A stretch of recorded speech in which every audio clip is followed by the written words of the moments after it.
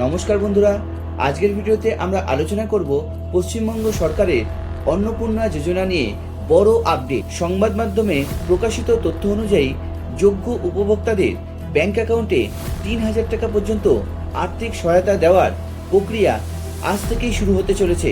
কিন্তু কারা এই টাকা পাবেন, কি ডকুমেন্টই বা লাগবে, আবেদন কিভাবে করবেন, আর ফর্ম জমা দেওয়ার জন্য শেষ তারিখ কবে হবে, এই সমস্ত বিষয় নিয়ে আজকের এই ভিডিওতে বিস্তারিত আলোচনা করব। তাই ভিডিওটি শেষ পর্যন্ত দেখার অনুরোধ রইল আপনাদের কাছে।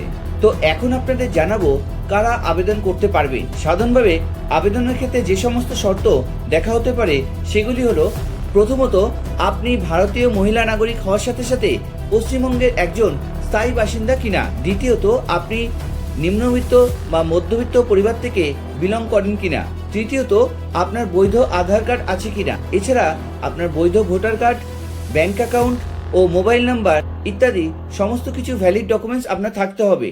তবে প্রকৃত যোগ্যতার শর্ত সরকারি নির্দেশিকা অনুযায়ী পরিবর্তিত হতে পারে। এখন আপনাদের জানাবো এই অন্নপূর্ণা যোজনার শেষ তারিখ কবে।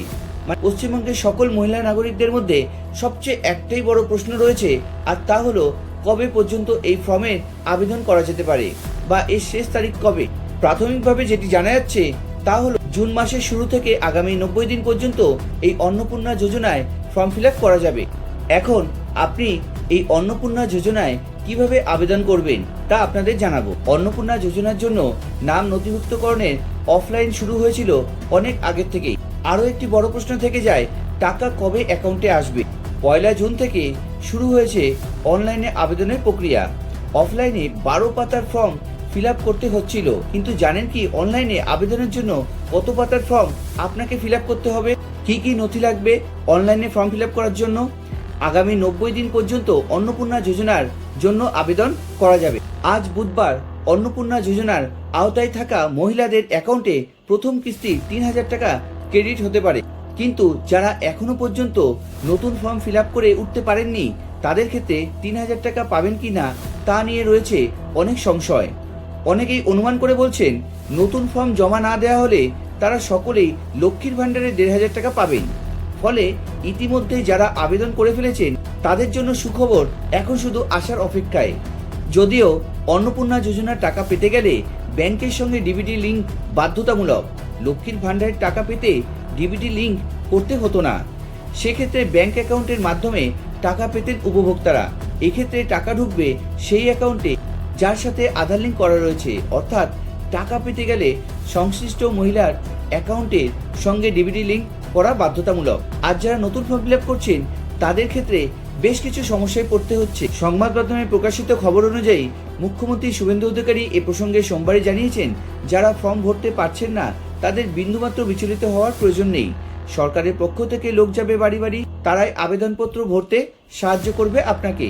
শুধু নথি সঠিক থাকলেই টাকা পাবেন। এখন আপনাদের জানাবো এই 12 পাতার ফর্মে কি কি তথ্য আপনাকে জানাতে হবে। অফলাইন ফর্মের ক্ষেত্রে একাধিক তথ্য, যেমন আবেদনকারী ও তার পরিবারের আধার কার্ড, প্যান কার্ডের তথ্য, ব্যাংক অ্যাকাউন্টের ডিটেলস, পরিবারের কারা রয়েছেন, সন্তানের সংখ্যা, সন্তানের টিকাকরণ স্ট্যাটাস থেকে জমির পরিমাণ জানাতে হবে।